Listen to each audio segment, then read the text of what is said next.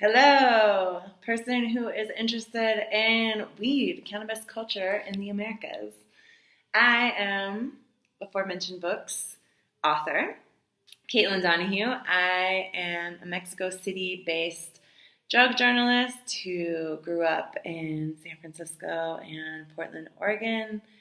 And yeah, I thought we could do this video by just talking about a couple of the most common questions that I get about the book. So let's get into it. The first question that I always get is, why did you write a book about cannabis for young people? I like to answer this question with a story from my youth. When I was about 11, 12, I was in middle school. We had one of these very just say no, dare style lessons about drugs. I was a very nervous kid to begin with, and it really scared me, this lesson. And I ran home from school, which was saying something because I played the trumpet, and the trumpet case was very heavy, but I made it there, waited for my mom to get home. She got home, and I was like, Mom, did you know these things called drugs, and they're bad, and the people who do them are bad? And I'm very grateful to my mom for saying at that juncture, Kate, your mom has done drugs. Which, wow, whoa. Not only is prohibitionist drug education very damaging to our own personal health, because many young people will come into contact with psychoactive substances, whether they're doing it or someone they love is doing them, and Just Say No leaves them without any tools to navigate safer, more responsible uses of drugs. So that's one thing. But it also teaches us to be this very racist, classist worldview. Because when Just Say No talks about drug users, they are not talking about a responsible adult who drinks a glass of wine at the end of the day. They're not talking about all of us who are downing Diet Coke or other kinds of refined sugar. They are talking about a very specific, demonized view, mainly of people of color, also of poor white people, that is then used to justify this wide-sweeping prison industrial complex we have in our country, and also militarized human rights violating situation that we have going on our national borders. So it's really important that we counteract those kinds of prohibition messaging for our young people, because it is a way of instilling these prejudices from an early age, and we're not here for that. There's no time for that in 2023. Next question. We're still not sure about the effects that cannabis consumption has on young bodies, on teens' cognitive skills, etc. Should young people even be learning more about this drug by reading entire books about it? Even if we knew for sure that cannabis was absolutely horrible, that young people would die 5 years later after smoking their first joint, even then, young people would deserve to know about this drug. It would be even more important that they know about this drug. But the fact of the matter is that prohibition has severely handicapped our knowledge of cannabis. There are not conclusive findings on the effects that cannabis has on our bodies, and there are not conclusive findings on the effects that cannabis has on young people's bodies. There are certain correlations that are popping up.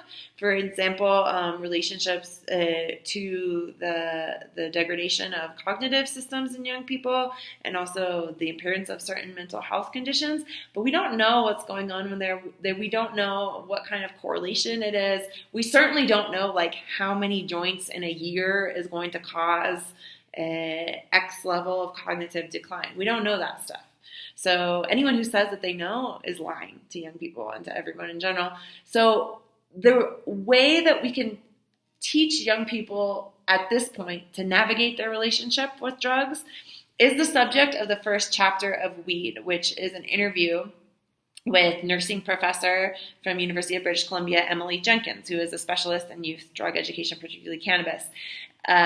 Emily says it's important for young people to be aware of a concept that's called the spectrum of use, right? So if prohibitionist education teaches us that there is only abstinence and absolute falling into decadence and homelessness and unemployment, and no one will ever love you, and you're going to die young, then spectrum of use teaches us that there's actually a lot of different kinds of drug consumptions in between those two different points. So there are people who try cannabis once or twice and say, it's not for me. There are people who consume drugs once in a blue moon at a party or something like that. There are people who consume it regularly and manage to have a very functional relationship with them. And then there are very problematic uses of all psychoactive substances. But that is the kind of model that we need to be teaching young people instead of abstinence versus addiction, because one, it's real, and two, it's important that young people learn that the impact that drugs have on our life is not based on their legal status, because there's lots of legal drugs that can harm us. It's not based on what our parents think of those substances, and it's actually not even based on like how much we do of those substances, because different amounts of drugs can impact people in different ways. So we really need to teach kids that they need to be able to analyze, is this drug keeping me from forming healthy relationships? Is it keeping me from being successful in school? Is it keeping me from being on time to work? And that is the metric of whether or not their relationship with a substance has passed over into being problematic. So, next question. I know that Weed is built around 17 interviews with people from Canada, Argentina. Why such a large geographic range?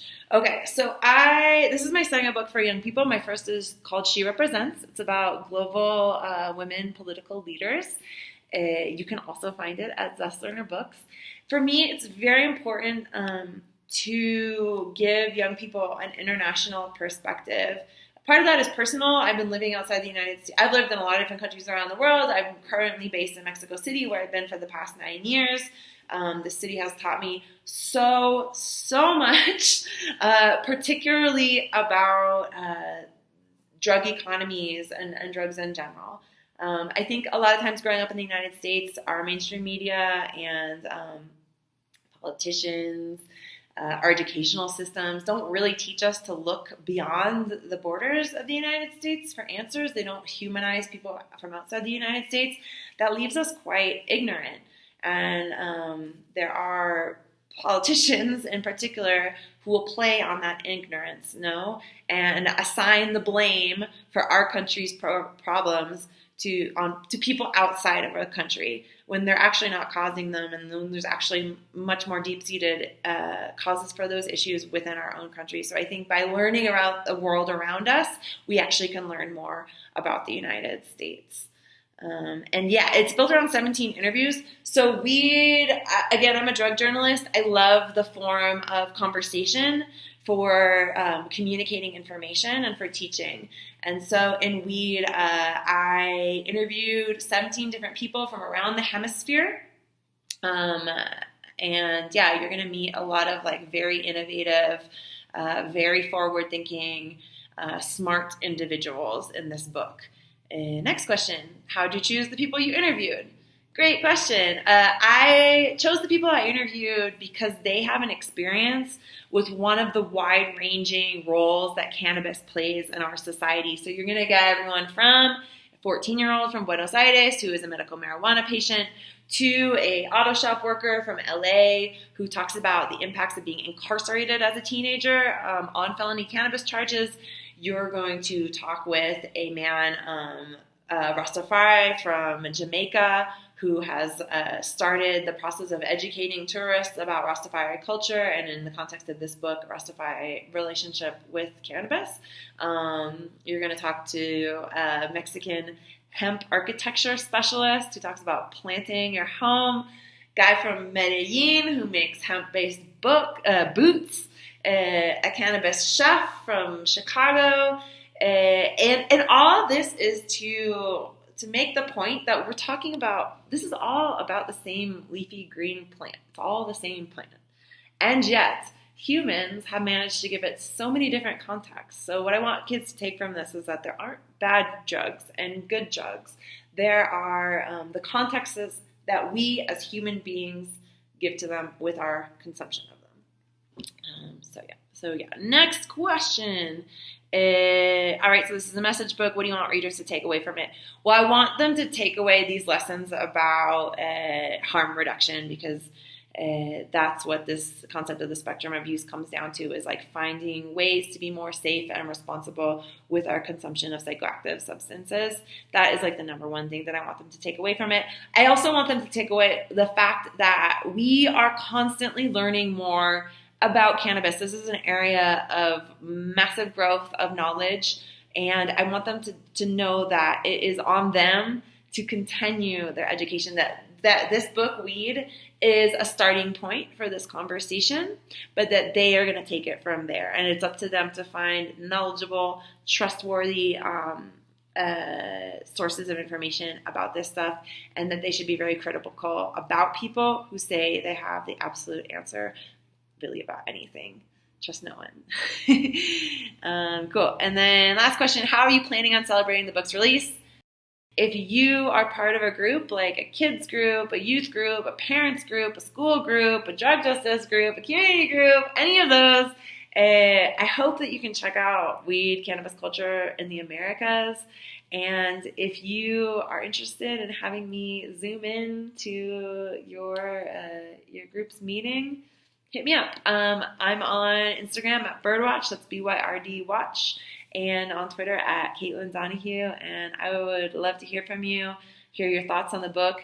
Thank you so much for listening.